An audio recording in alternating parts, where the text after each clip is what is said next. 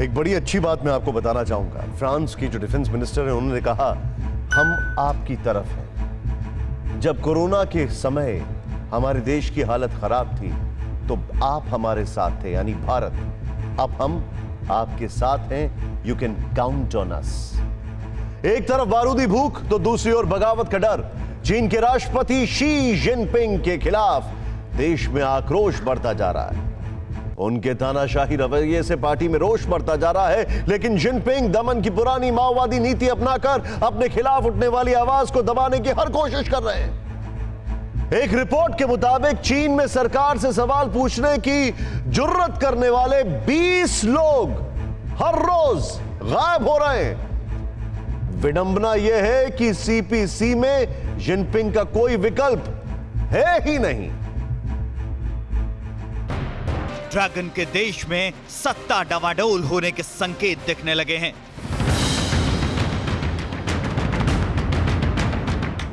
चीन के राष्ट्रपति शी जिनपिंग पर बढ़ते भ्रष्टाचार और भुखमरी का असर दिखने लगा है। कुर्सी पर अपनी पकड़ बनाए रखने के लिए 2 कार्यकाल के बाद भी राष्ट्रपति बने रहने का रास्ता साफ करने के लिए शी जिनपिंग ने देश का कानून तो बदल दिया, चाइनीज कम्युनिस्ट पार्टी के महासचिव से लेकर सेंट्रल मिलिट्री कमीशन के प्रमुख तक देश के सबसे बड़े पदों पर कब्जा तो कर लिया, लेकिन इसके साथ ही वो अपने खिलाफ आक्रोश का बीज भी बोते चले गए।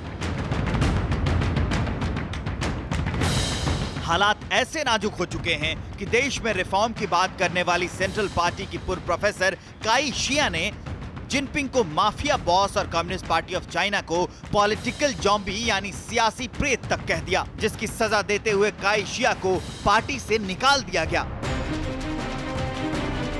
इतिहास गवाह है कि साम्यवादी चीन लोकतंत्र के दावे तो करता है, लेकिन इस देश में सरकार के खिलाफ बोलने वालों की आवाज हमेशा के लिए बंद कर दी जाती है।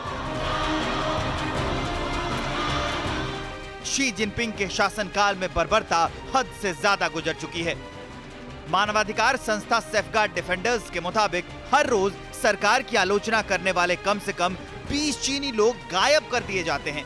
ऐसे लोगों को बिना कोर्ट ऑर्डर के गिरफ्तार कर लिया जाता है, सीक्रेट लोकेशन पर ले जाया जाता है और कम से कम 6 महीने तक टॉर्चर किया जाता है। ना तो उन्हें वकील मिलता है, ना ही परिवार वालों को उनसे मिलने दिया जाता है।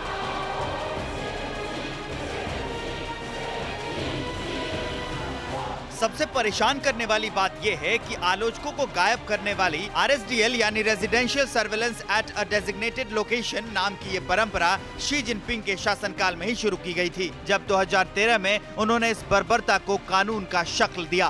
पूरे चाइना के अंदर एक भयंकर विद्रोह है, लेकिन विकल्प कोई नहीं है, क्योंकि तानाशाही है। पिछले 6 सालों में चीन में करीब 30,000 लोगों को बिना किसी बात के उनके घर से उठा लिया गया, उनको अज्ञात स्थान पर ले जाया गया, उनको यातनाएं दी गई। दरअसल आधुनिक चीन के संस्थापक माओ जेडांग की जिन नीतियों ने चीन की सामाजिक, राजनीतिक और आर्थिक ढांचे को कमजोर कर दिया था, उससे अलग 80 के दशक में चीन के सर्वे सर्वा डेंग शियाओपिंग ने खुली अर्थव्यवस्था वाले देश की नींव डाली और चीन अपनी मजबूत इकोनॉमी के दम पर दुनिया के सुपर पावर देशों में शुमार हो गया। लेकिन डेंग शियाओपिंग के बाद चीन में भ्रष्टाचार ने सिर उठाना शुरू कर दिया। सत्ता पर पार्टी की पकड़ धीरे धीरे कमजोर होती चली गई। शी जिनपिंग ने राष्ट्रपति बनते ही भ्रष्टाचार पर प्रहार किया, शासन पद्धति में बदलाव कर नई नीतियों को लागू करने की पूरी जिम्मेदारी अधिकारियों से छीनकर पार्टी सचिवों के हाथों में सौंप दी। यहीं से जिनपिंग के खिलाफ रोष बढ़ता चला गया। कम्युनिस्ट पार्टी एक बार फिर माओ की सख्त नीतियों की तरफ लौट चुकी थी। सुधार की राय देने वाले पार्टी नेताओं को अलग थलग कर दिया गया। अपनी आक्रामक नीतियों से शी जिनपिंग ने चीन पर एकाधिकार तो जमा लिया, लेकिन कम्युनिस्ट पार्टी से लेकर प्रशासनिक अधिकारियों और चीनी जनता में भी सरकार के खिलाफ आक्रोश बढ़ता चला गया और जिनपिंग क्रूर कानूनों के दम पर अपने आलोचकों को खामोश करने लगे। तमाम असंतोष के बावजूद चीन की राजनीति में इस वक्त राष्ट्रपति जिनपिंग का कोई विकल्प मौजूद नहीं है। यही वजह है कि फिलहाल ड्रैगन देश में अभी जिनपिंग राज पर कोई खतरा नजर नहीं आता। न्यूज टॉप 9 रोज सुबह 7 बजे और शाम 7 बजे सिर्फ TV9 भारतवर्ष पर।